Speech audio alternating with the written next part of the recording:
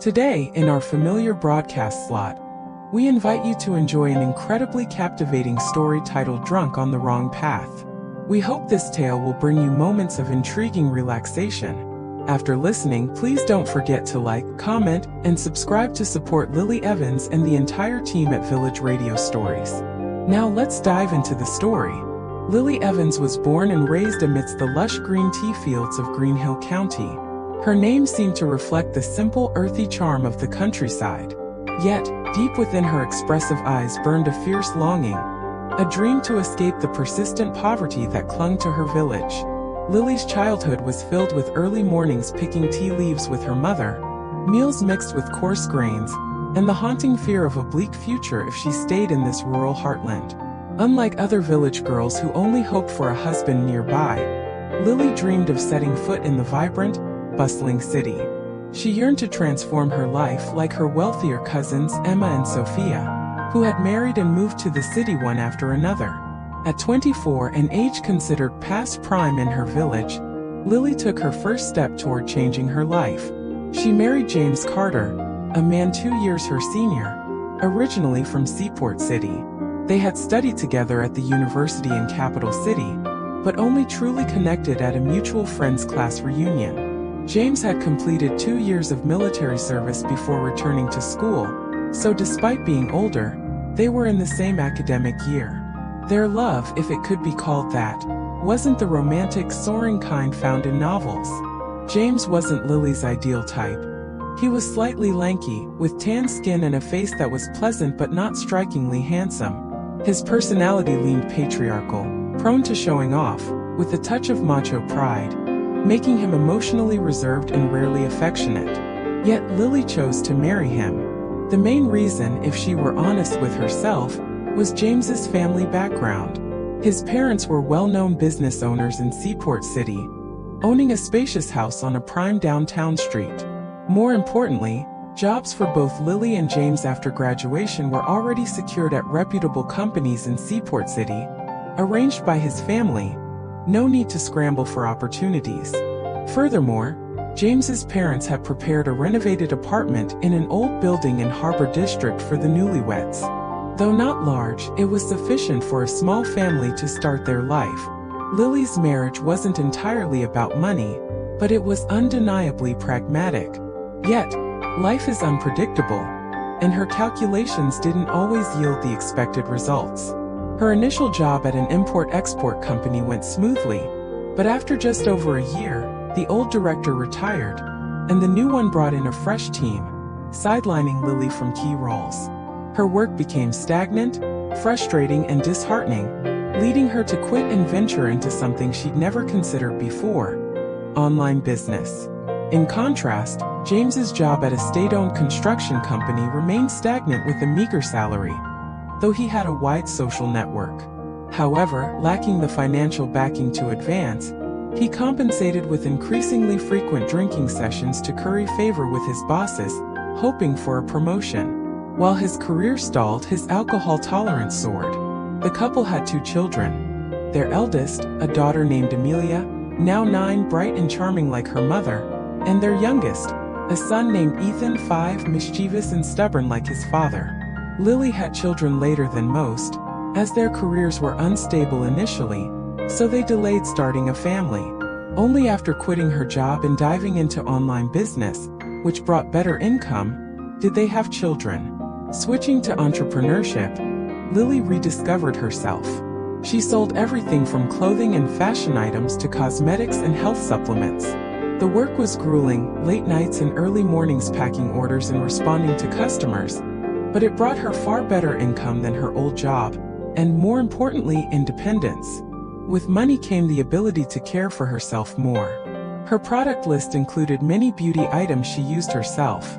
And though she lacked time for exercise at 34, Lily looked younger and more radiant.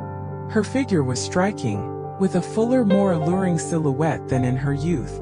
Her smooth, fair skin and long, meticulously cared for black hair accentuated her delicate features. The current Lily was a far cry from the plain, sun-darkened village girl she once was. James, however, was the opposite. Endless drinking and irregular eating caused his health to deteriorate. At one point, his weight neared 220 pounds, with high cholesterol and heart issues, prompting warnings from doctors. Frightened, he moderated his diet slightly, but the drinking persisted, if not increased, as he believed relationships were currency. His weight dropped to around 185 to 190 pounds, but his temperament grew increasingly irritable and occasionally volatile. Arguments between Lily and James became more frequent and heated, turning their once cozy home into a tense battleground. The more successful Lily became in business, the more insecure and quarrelsome James grew. On a sultry July night in Seaport City, Lily emerged from a bath, wrapped only in a thin towel, revealing slender shoulders and shapely legs. Her damp hair cascaded down her back, a few droplets tracing her smooth skin.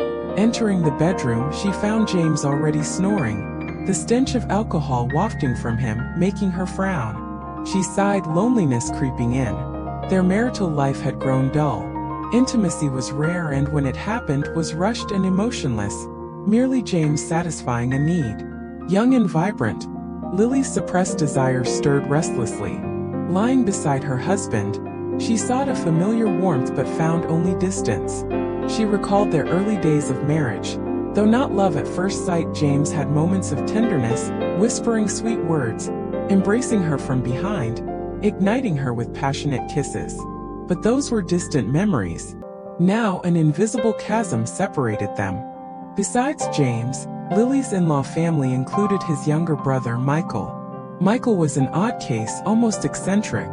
After high school, he retreated into his own world, glued to his computer playing games, refusing to work, living aimlessly. Lily's in-laws, Mr. and Mrs. Carter, were at a loss with their youngest son. Initially, Lily and Michael struggled to connect. He avoided strangers, especially women, treating relatives and visitors as if they were invisible, never uttering a greeting. To Michael, everyone was a stranger. His gaunt frame, haggard face from sleepless nights, and taciturn nature earned him average marks in Lily's eyes. Everything changed one day when Michael unexpectedly announced he wanted to work, shocking not just his parents but the entire family. The Michael who'd spent years holed up gaming or loitering in internet cafes was suddenly job hunting. The Carter household buzzed with activity, relatives scrambling to find him an easy job. With their connections, finding work wasn't hard, but Michael's near non-existent social skills made most roles, especially team-based ones, challenging. Eventually, a cousin from James's side, who knew someone at a major taxi company in Seaport City, suggested Michael learn to drive. After 6 months of training and getting his license, Michael began driving a taxi, helped by family connections and guidance from relatives already in the business. He managed for over 2 years until the COVID-19 pandemic hit, slashing his income and hours. While some relatives bought their own cars or switched jobs, Michael grew disenchanted, worked sporadically for a few months, then quit to help his parents at the iron market.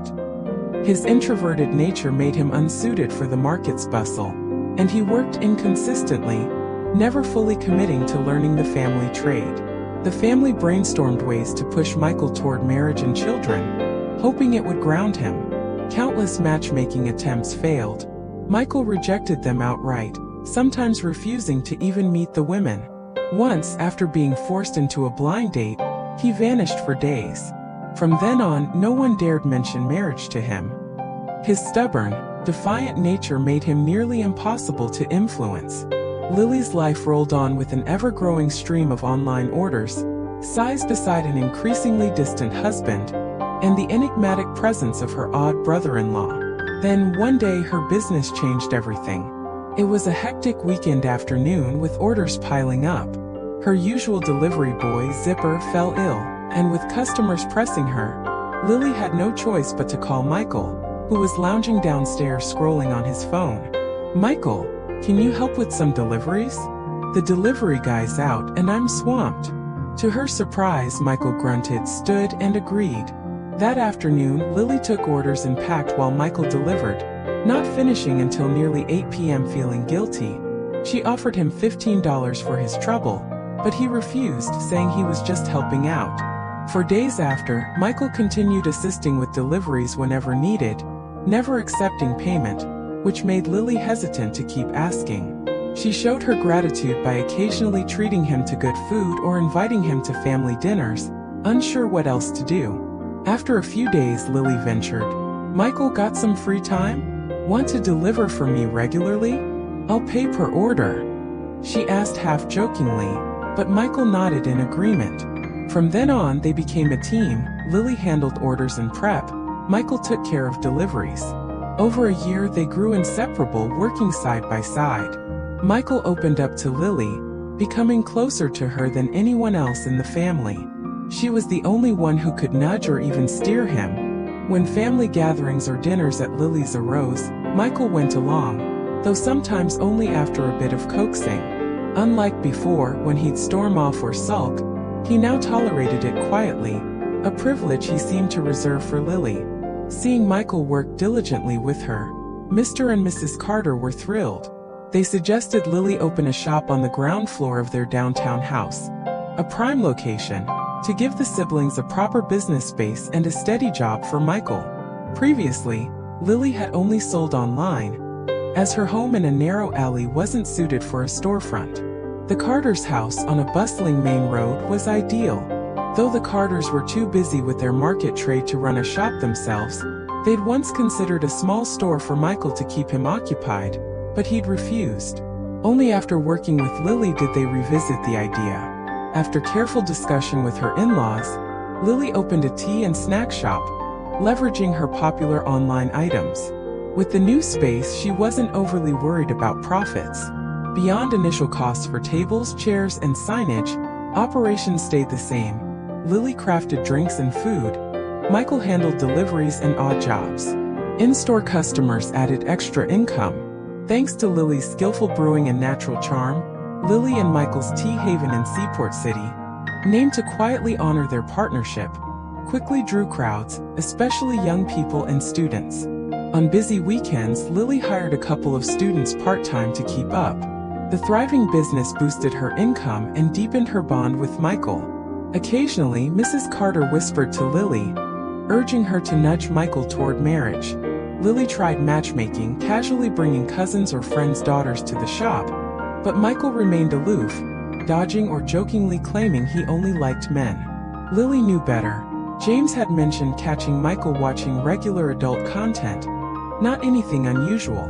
Yet, Michael's true reasons for avoiding marriage remained a mystery, until one day the truth surfaced unexpectedly. Lily had to return to Green Hill County for her grandfather's memorial. James, citing a sudden work issue and his dislike for travel, stayed behind. Swamped with preparations, Lily forgot the time and reluctantly asked Michael to drive her. He hesitated.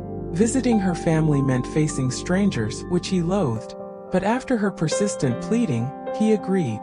After the memorial, with evening approaching, they decided to stay one more night at Lily's family home. Normally, her parents were there, but that night, her uncle from Sun City, terminally ill with cancer, had returned to visit family.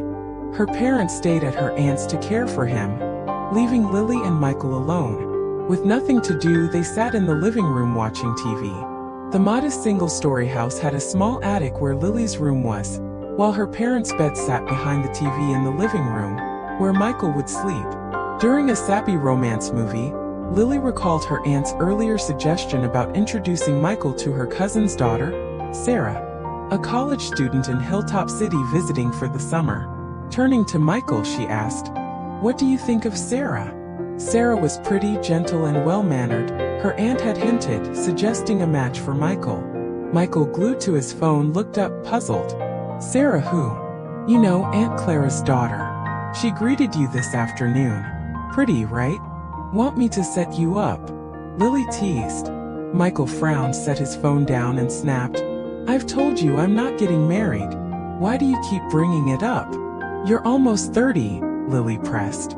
"Why keep dodging? Planning to stay single forever?"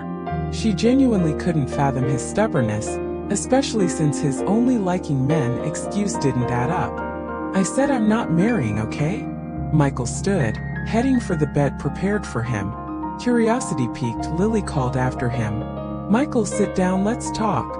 He glanced back but kept scrolling on his phone. "Sit," she insisted, pulling his arm. Reluctantly, he sat. Sitting cross-legged, looking him in the eye, she pressed. "Tell me honestly, why won't you marry?" "I don't like women," he muttered gruffly. Knowing he'd bristle at this topic, Lily pushed on. "No one believes that. Something's up. Scared of girls," she blurted. "Yeah, fine," he snapped, moving to lie down. Grabbing his arm, she held firm. "Tell me the truth. I'll help if I can. You can't stay alone forever." "I said I don't like women. What's the point of marrying?" he persisted. "Keep saying that and I'll give up on you," Lily huffed, standing to return to the TV. His evasiveness exhausted her. Later, as she watched a music program, Michael quietly sat nearby, silent. She felt his gaze but caught him looking away whenever she turned. After 15 minutes of silence, he spoke softly, voice heavy with defeat. "I'm so ugly, no girl would want me. Even if I married, she'd leave." Surprised, Lily turned to him. His plain looks, sallow skin from gaming all night, scrawny build, and acne scars weren't ideal but not hopeless. With his family's downtown property and stable market business, plus 2 rental homes in Riverside, Michael's prospects weren't dire. As the youngest, his parents had hinted that their wealth would largely go to him, since Lily and James were set. Though this stung Lily slightly, she saw their logic. Michael's awkward, naive nature didn't outweigh his potential. "You're not so bad no one would marry you," she said gently. "Get serious about work, and no girl would leave. Plenty worse off than you, poor or even disabled, still marry and have kids. Your face is fine, your family's got a prime house and steady income. What's to fear?" She scooted closer, nudging his shoulder. Michael stared at the floor, avoiding her eyes. "But," he stammered, trailing off. "But what? Spit it out, maybe I can help." His head lifted, eyes desperate, voice breaking. "I can't do it, sis." Stunned, Lily froze. Was this the real reason he avoided marriage? "How do you know?" she asked, voice trembling. "It's always been limp," he mumbled, ashamed. "A girl I saw once said so." Shocked, Lily processed his words. At nearly 30, with his taxi driving days likely including fun outings with other drivers, his admission made sense, but the girl's diagnosis stunned her. "You mean erectile dysfunction?" she asked carefully. No, just a massage, not that," he clarified, flustered. Cutting him off, Lily pressed. "How would she know if it was just a massage?" Pointing downward, he muttered, "It's weak." Confused, Lily wondered if it was just performance issues, not total impotence. Silence fell as she grappled with how to help. Then an idea struck. "You only tried a massage, so how can you be sure? We can't conclude anything yet." Hesitant, she asked, "Be honest, have you tried alone?" Blushing, he stammered, "Why ask that? Just answer," she insisted. "Yes," he admitted, looking away. Relieved he wasn't hiding everything, Lily felt a strange calm. "Then let me help," she said, heart racing at her own boldness. Michael's eyes widened in disbelief. "What are you saying? Don't be scared. I just want to check to help you," she said firmly. "We're not doing anything wrong. Think of me as a doctor." Sitting on the bed's edge, she examined him under the dim light, seeing his mix of fear and curiosity. Her heart pounded, not from desire but from a complex mix of pity and nerves. "I just want to see if it's as bad as you think," she said, voice hoarse. "Like a doctor, okay?" Michael stood frozen, hands clenched, breathing heavily. Taking his cold hand, she guided him to sit, their touch sending a jolt through them both. Her face flushed, but she held his gaze, voice steady despite her racing heart. "Relax, I'm here." He remained silent, shoulders trembling. Sighing, Lily knew there was no turning back. That night, sleepless in the attic, the earlier moments haunted her. The next morning they drove back to Seaport City in awkward silence, Michael stealing glances via the rearview mirror, Lily forcing casual talk about work. An invisible line between sister-in-law and brother-in-law had blurred. Back in Seaport City, Lily buried herself in work to forget. The tea shop thrived, orders poured in, but Michael grew more attentive, helping with small tasks, his eyes warmer, almost longing. One late night, cleaning the empty shop, he spoke hesitantly.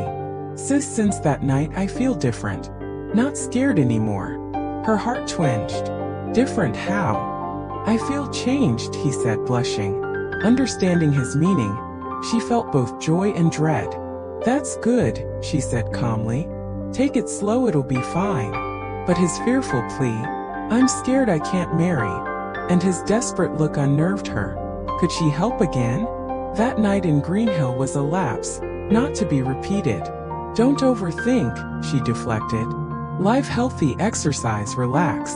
If you're worried, I'll find a doctor." He recoiled at the mention of a doctor, embarrassed.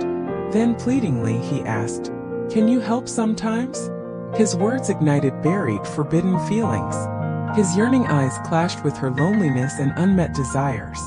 "I don't know," she whispered. His gaze, their closeness, and her own hidden longings pulled her toward danger. Days later, on a rainy Saturday, with James out and the kids at their grandparents', Lily was alone in the silent house. Michael called. "Sis, you home?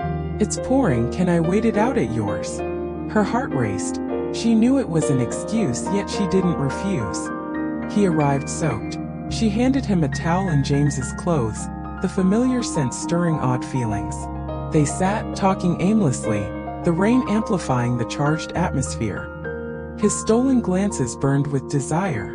Unable to resist, she nodded, and in that stormy night, they crossed a line, merging in a reckless, passionate embrace, defying all moral bounds. Their connection deepened, no longer just physical but emotional, sharing joys and struggles. Michael became her confidant, her secret lover, her rock. They seized moments alone, at the shop, in her bedroom, even once daringly in Michael's attic room. Guilt and fear plagued Lily, but desire and Michael's pull overwhelmed her. One afternoon, as they tallied accounts, James called, voice cold. "Where are you? Come home now." Sensing trouble, Lily rushed back. James sat, furious, beside a garishly dressed woman. "Who's she?" Lily demanded. "This is Mia, my girlfriend," James said, tossing divorce papers. "Sign it. I'm done with you." Stunned, Lily faced his betrayal. Michael burst in, sensing the tension, and confronted James, who dismissed him. Lily signed the papers, calm but resolute, declaring she'd take Amelia and leave the house to James. The divorce was swift, with Amelia staying with Lily, Ethan with James, and the apartment going to Lily. Michael helped her move, the only one there for her. The tea shop continued, and Michael's quiet support steadied Lily. Their bond grew complex, free from marriage yet shadowed by their past roles. One night, alone in the shop, Michael took her hand. "You're free now. I want to be with you, openly." His sincerity moved her, but societal and familial barriers loomed. Despite fierce opposition from his parents and gossip from neighbors, Michael's persistence and evident happiness with Lily softened their stance. After a year, they consented to a small, intimate wedding. Lily, radiant in white, and Michael beaming, began a new chapter. Their business flourished, adding a new branch, and their life, filled with love and laughter, found peace. James's life unraveled. His mistress, a gold digger, left him broke, and his health collapsed with a terminal cancer diagnosis. In his final days, he apologized to Lily, who felt only pity. Michael handled his brother's funeral with grace. Lily and Michael's love, forged through trials, became a true partnership. Their nights filled with genuine, unburdened devotion. Their past mistakes faded, replaced by a serene, loving future. Dear listeners, that concludes our story. Please like, subscribe, and enable notifications for more tales. Farewell and see you next time.